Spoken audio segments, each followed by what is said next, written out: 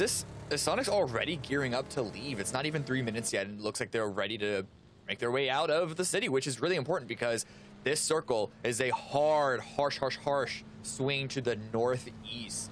Very open, empty ground because so many of these teams are in the center or towards the south. So, I mean, we know Soniqs like to rotate fast, and they are once again going to be making their way up there before some teams even like are done with their own looting. Okay. I say that, and then they slow themselves down.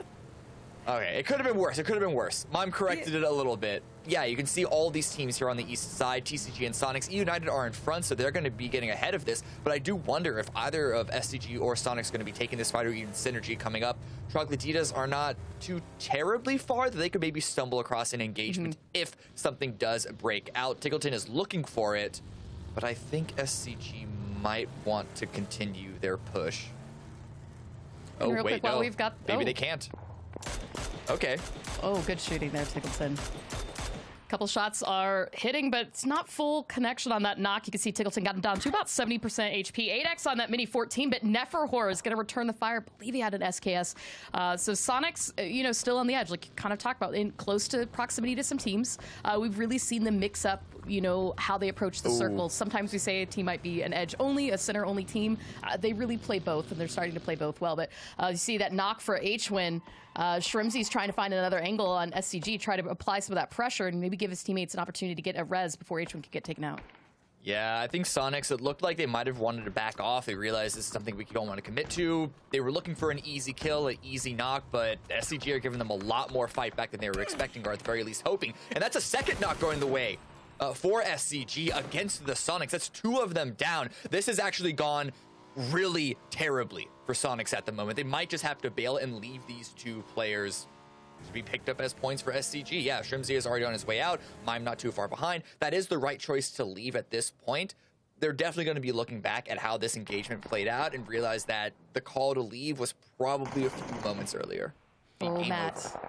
Oh, that is not a building that you want to have neighbors with. But, I mean, simply Matt, he did a 1v4 successfully pretty well. And so Soniqs down to 2. There's still that potential to win that fight out for Spicy Fish, as he's the last remaining player for his team. But you can see with so many teams in the air, it's just too easy out to the north. Oh, Shrimzy does spot one member out. That's going to call out that information to simply Matt that he needs to move very, very quickly. That shotgun. Oh, it's connected. Shrimzy. Actually going to be good pressure there, pushing Shrimzy back down the stairs. Simply Matt's going to hold on to his building just a little bit longer, but you can see just through the wall, Mime quick on his feet as well. So both members of Soniqs not ready to give this up just yet. I mean, this really opens up a vulnerability for the position having Simply Matt that close to them next door. Yeah, fortunately for them, he is going to back away. Not going to stick around too much longer. Shrimzy's still looking for the angle, looking out the window, not finding anything, and obviously doesn't want to stay out for too long because surely they know just how populated the city is at this point. They're hearing shots of just pieces north of them. In fact, I think that's actually at them. So if they're not hearing it, they might even be feeling it. But Simply Matt making a run out in the open, trying to readjust himself, find a new position, makes his way inside, more hard cover, taking out a half HP though. I mean, I guess that's an info play. Yeah, I always cringe when I see people start to do the jump skips because, yes, your instinct, don't get hit by bullets, but it also does make more of your torso vulnerable. Now, the shift is going to go into Al-Zahar. You can see there is still a little bit of high ground with Yahoo and Young Kings and that split that you mentioned previously with Synergy, but ultimately, we're going to see most teams start to take that transition into Al-Zahar. And as you already called out, it is very crowded. Circle closing out, 10 seconds till we get that final zone. And it's going to be right there outside of Soniqs building, Cammy. Still throwing a lot more grenades, but the blue is coming in. And it's going to force them just barely avoiding that fire. The timing in their favor, just slight, but Mime's going to open fire blindly into the smoke, hopefully to find something for free. But they need to start worrying about other directions, other angles, because United are not the only team pushing. Now pushing in onto the Soniqs, but it's going to be United still with the angle onto this engagement. They've swung around the side and they're still being involved. Everybody is just absolutely on top of each other, and it's amazing me that really the Soniqs have been able to keep control for this long. Doors opening to see if Mime can find an angle on any of this. Rello Snakers once again getting another res onto Kickstart just outside Soniqs compound. Fiumba made a push again. They were able to take down 2 players that they could find the remaining. It's going to give them a little bit of room to breathe. Shrimzy spots out Snakers. And some flashbangs, if that's going to be enough. Mime falls. Shinboy and the rest of Yahoo take out TAC 8. But Sparking accidentally getting taken out himself. It is an absolute smoke mess right now in the center of the zone. And everybody is spraying and praying, hoping they can find someone. United got a little bit too close for comfort, though. Falls just too easy, takes them out. 3 players still standing for them. 1 for Yahoo, 1 for Fiumba, 1 for Soniqs. The circle is tiny. The smoke is thick. And Shrimzy has a shotgun. Is it going to be enough? Just too easy. 2 standing. Shrimzy spots 1. Can he spot the other? He doesn't. It's going to be the zone that takes him out. Oh, what? It works. 4 kills, but Sonic somehow win this. I thought he didn't have it. He went, okay. I thought he didn't either. I saw in the kill feed that Shrimzy went down to zone, but it looks like that final shot did actually hit on the last member of Just Too Easy.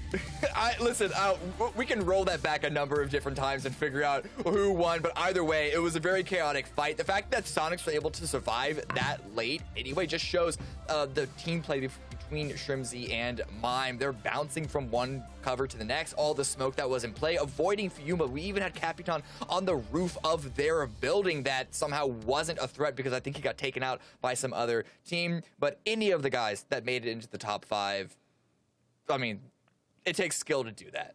Soniqs, okay. Shrimzy, this, man. Yeah, I need to see this because I still don't know exactly what happened. We saw him get the first pump kill. I see it now. It's the back member of Just Too Easy. He goes down to the blue. Wait. Was it? Yeah, okay. Yeah. You want to tell me it again? Yeah. Wait a second. Run it back. Keep it running. Maybe? I don't know what the hell happened.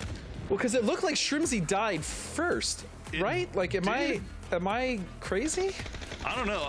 Look, maybe the back guy for Just Too Easy took 2 ticks. That's what I thought as well. But then looking at the replay, that's not what it seems. Here it comes. Okay. Here we go. Okay, we gotta run this back. All right. This was crazy close. That's what you gotta keep your eyes on. But how close can you possibly get here? Shrimzy taking some blue damage there. I think he spots it. It's Coda Kid that we gotta keep an eye on. Coda Kid. Yeah, So he Coda takes Kid 1 tick. He takes not another tick. Flushes Mime. He got him a headshot. Oh my goodness! Right before the last tick of That was blue took crazy. Shrimzy. What a crazy clutch. Meanwhile, Soniqs, once again, finding an early fight with no other than Dodge, who have been very quick on the action for their early game as well. Looks like Tiggleton is just going to break away from Finna and rejoin Mime. I think if you're Soniqs, you don't want to run into what you did the previous game, which is going down to a 2-man by phase 2. Soniqs are also looking at trying to hold a lot of territory here, but it's pretty close to center as well, so they know that there's a bit of a risk to that. Spotting Dodge out, looks like they are pulling away, as you say, but they also know that Wildcard are just to the west, and they have a couple of angles to potentially deal some damage over there. It's all about understanding exactly how far you can push your positioning, how far you can push your greed, really. Because if Tiggleton was all the way pushed up as he was just a few moments ago, Dodge could have easily have found an opportunity to isolate him, take him out, and as you said, take an early kill on Soniqs yet again. Ooh, look at this. Sneaky. Dodge fully taking over territory. I think this is where Soniqs were just positioning further, and it looked like Soniqs were moving a bit deeper of a distance, but maybe not quite as far as I was expecting. And yeah, 2 members, Tiggleton and Mime, pitted below Dodge's high ground.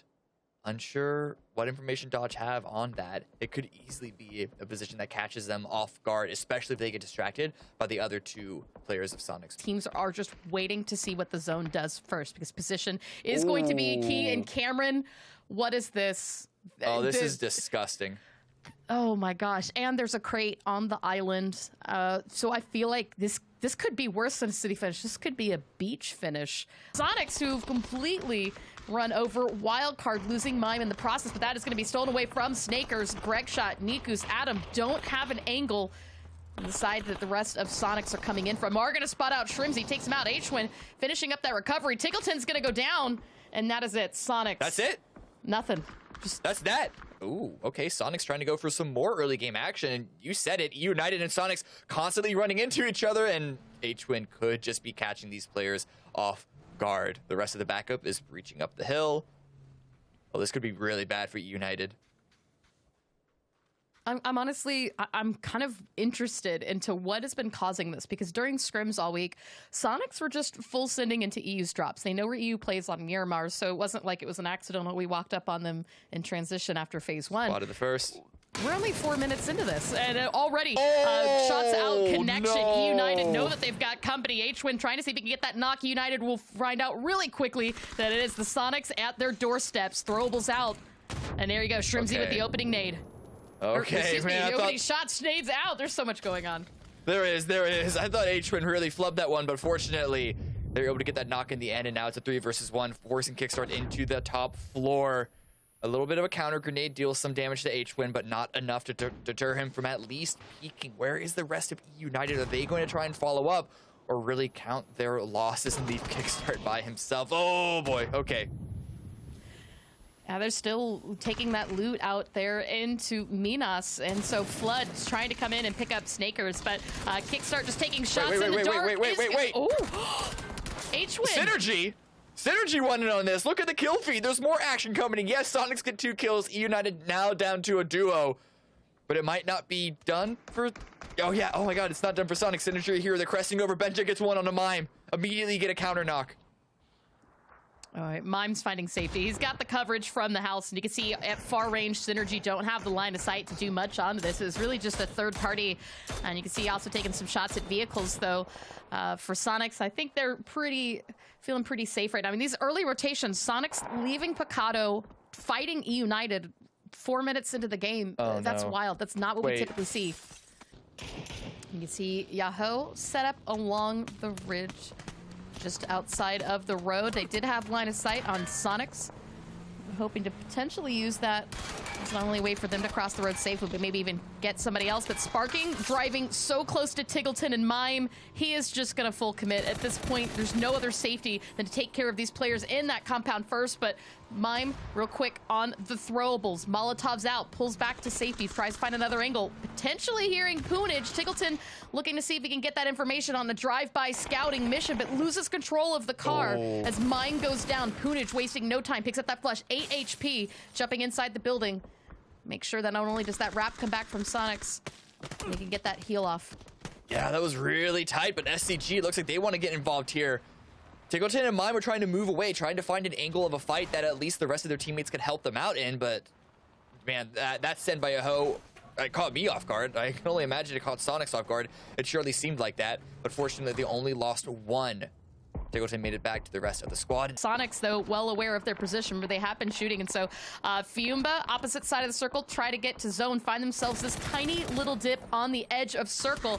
And as Soniqs try to set up around Synergy, finding themselves in heat here with Dodge, Finna goes down in a trade as they get Shrimsy, who's just about bleeding out, and you can see Soniqs scrambling to keep it alive. Tiggleton hang back behind, and that might be the best help that H1 has right now. Yeah, Dodge have actually a very, very ambitious split this late into the game. It's getting punished a little bit, but if they're able to get the revive here onto Finna, it could still be incredibly valuable. The problem is Synergy with the revives that they got swinging in from the side. And I think Ethan is now going to try and pull up and assist there. We also see the fight between Fiumba and Troglodytes. Oh, Ethan. This is a good place to park here. As you see, Dodge is trying to just, again, have that angle, but H-Win's still in the area. Tiggleton is going to go down, and so if H-Win can be spotted, oh, there you go. It is going to be just too easy. Eliminate it. Should be it for Soniqs as well. Yeah, there's a little bit of, as you can see down to the south, some coverage with some trees, but that does go up the hill. So the coverage that it does give is not as much as it might seem. Bing Bang Boom are just going to go ahead and try and center themselves. It looks like they found themselves a rock. Yep, they're going to build a couple of hard compounds down the 2 rocks that they've got just on the edge of zone, leaving 2 behind in case Spicy Fish or Dodge make moves. But you can see already at range, Soniqs are making sure they can put as much damage into those vehicles as possible, rendering Bing Bang Boom unable to move beyond that point except on foot. Where does Wildcard go? They're going 3 deep in a single Dacia, leaving Adam behind. He can try and open up something with his damage, but oh, they don't even get far at all. I think the shack is in the circle by a hair, by a thread. What are Dodge going to do? Do they want the same thing? Do they want this rock? They could set up a car for it here, but as you mentioned, the pressure from Soniqs is going to be too much. For everybody who's not inside the circle, it's everybody except for Soniqs, it's going to be a waiting game for these last few seconds until the blue forces them out of coverage, essentially, because you don't want to be the first one to get shot at. Yeah. Like BBB and Just Too Easy, either of them could try and come up with some sort of approach onto Soniqs, but only when the other team has been taken out, because otherwise they're just going to be running neck and neck with each other. Wildcard, because they are the only ones in their section of the zone, they have a little bit more freedom to try and come up with a play. It's going to be a smoke send. Greg shot's been taken down. Adam just barely doesn't make it to the rock, but back over towards BBB. More knocks going back against them. Yeah, it looked like that might have been the rock that Finna had crashed at earlier, and they were trying to use that as an additional build onto the hard compound. But ultimately, as he said, the first team to move is going to be the first team to get shot at in every direction. And Wildcard, the first eliminated. Bing, bing, boom. Still 2 up, trying to work on that res, not in the zone again. Just Too Easy, send 1 ahead, find a rock. Coda Kid is safe, but the rest of the team now has to do exactly that. And the big threat here is Bing, bang, boom, who hasn't moved to zone. They're going to have line of sight on Just Too Easy's position. They have a couple of trees. Oh, immediately TGLTN does not allow this rotation to happen. Sharp shot taken out. There's only 2 left. Bing, bang, boom. Keenan also gets dropped. Now down to 1. Where can Roth go? Where can he move? At least Soniqs are focused on Just Too Easy. A great grenade from H-Twin. Deals some damage onto them. And what a car fort. A car graveyard, you could call this, that Roth has been able to find. You know, it is the issue now, obviously, is this is Soniqs' game to lose. 4 up, nades are out. They know exactly where Just Too Easy is. Find 1 knock. Darita goes down. Shrimzy, the credit, the second none does it. It is just 1 player and 1 player remaining. Roth and his car graveyard, potentially soon to be his own. As the Soniqs throw everything they've got at that angle. Roth takes some damage. Looks like TGLTN had sprayed and prayed. A bit of trade on damage. Roth down to 2 HP. But in the final shot, H-Win wins it. And Soniqs, this time with everyone up and alive, take a second victory for the day. Meanwhile, Soniqs wrapping up the high ground, this time in charge of Troglodytes. This is the right move. This is for control of this game, for control of this circle. You don't just want to run into TMG. They want to take the high ground. That's exactly what Soniqs are trying to do. Shots go out, but not a lot of damage. Instead, you just revealed to Troglodytes that they're being assaulted from the south side. BBB don't seem too anxious to push, though. Of course, they are going to be watching. A trade 1-for-1 so far. Oh, come on. H-Win with that nade is going to land on Pulsa. Doesn't quite find the knock, but gets him down to about 22 HP as he falls himself. Kill Demo gets not 1 but 2 as Shrimzy follows in pursuit. TGLTN, the last one still up for Soniqs, throwing anything he has into the smokes. Switching back to the M4. See if he can catch out any member of Troglodytes. Necro's down low. He spots 1. Tries to see if he can spets 2. Goes just a little bit wide on the bullets. Still holding on the edge of smoke. Waiting for them to emerge. Seeing if he can find the knock. But no, it is Posa from a wide angle. Takes him out. But it's time for our interview. So we're going to invite the Soniqs as well as their IGL. I mean, the Soniqs can't get a victory without first getting a win. We're glad to have you here. That was a big day. You guys punched some faces. I'll leave it at that. Congratulations. Yeah, thanks. It felt like we played well today. Got fed a little bit. Got 2 wins. I like that. I like that. You got fed, got a good circle, but your grenades were ridiculous. Go ahead, Cosby. Sorry. Someone's got to get the circle. You know, why not you? Yeah. That's how I always felt about it. But my question is actually pretty simple, man. What's kind of been, as far as this lobby, kind of the biggest challenge? Is there like a team specifically that you guys are kind of annoyed with, or is it just kind of business as usual, or you're just figuring out how these teams are rotating and playing? I'd say just in general, like with scrims, it's pretty annoying to play mill-based games because we get camped a lot. But other than that, you know, it's pretty standard for us. We're just playing to improve for PGC and work on ourselves for the most part. Sure. Yeah, you guys found a pretty good way of dealing with the bridge camp there on the mill game in the qualifiers. That was one of my favorite moments, I think, is seeing Mime just charge headlong into SCG on that bridge with nothing but a shotty in hand. But that was impressive. I guess what I wanted to ask you guys, you know, you come in today, you're staring at E United in first, and you're trying to make that catch up, and you find yourself in these great late game positions, but they're these positions that aren't going to necessarily net you a lot of kills. Is that frustrating to deal with, or do you just kind of take them as they come? We just play every game, game by game. There's going to be some games where we play for the win and we don't get many kills, and there's going to be other games where, like that United game where we wiped them Circle 1, we're playing to be more aggressive and, make the gap a little closer in points. Like the casual flex, the casual. Like that one game with E United, the lobby leaders that we wiped in the first circle. Easy. I'm going to pivot away from PUBG sort of for a second because I want to get to know you guys a little bit better. What is it like for Win after a day like a good day today? You guys put 2 W's on the board, had an amazing day of play. What does the rest of the evening look like for you? Dinner and then watch back some of the games, just relax. I might actually stream a little bit later since I didn't stream last night. So Ooh. Nice. And if we wanted to watch you stream, where would we find you? Twitch.tv/hwin. Nice. Which leads me to my next question. Any shout outs or maybe a few call outs you want to give to the fans at large?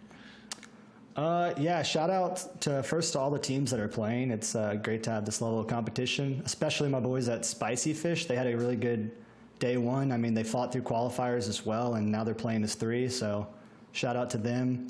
And obviously all our fans and our family watching at home. Awesome.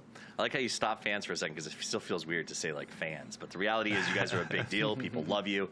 Congratulations on a great day of play, and thanks for stopping by to chat with us. I'm going to chat with PUBG later and try to get them to send you some items for the bottom 3 shelves of your bookcase. But until then, keep up the grind. Have a good We're one. saving that for trophies. That's for the trophies. Nice. There it is. There it is. Maybe T could store some laptops in there. Those are already reserved, Steve. Those are reserved. Those are reserved. I like it. All right, Win. Have a great night. We will see you soon, brother. Thanks, man. Thank you. Man, and that's the thing about the Soniqs is yesterday at the end of the day, we were on this desk. You guys are on the cast. And I think Matt, I was like, can anybody cast United? They're impossible to catch. And Matt was like, dude, the Soniqs are like 3 steps behind. Just give them time. And that's what we know them for, Poro. No, absolutely. I mean, these guys, they've been here before many times. And a lot of the times they're in that first place spot staring back and watching their backs. But it's a different beast altogether when you get to be in that second place spot and you have your goal in front of you, right? You play a lot differently. It actually, I think it's a lot easier for the teams that are playing second trying to catch that first place spot than it is to be in first place holding on. I agree. It is.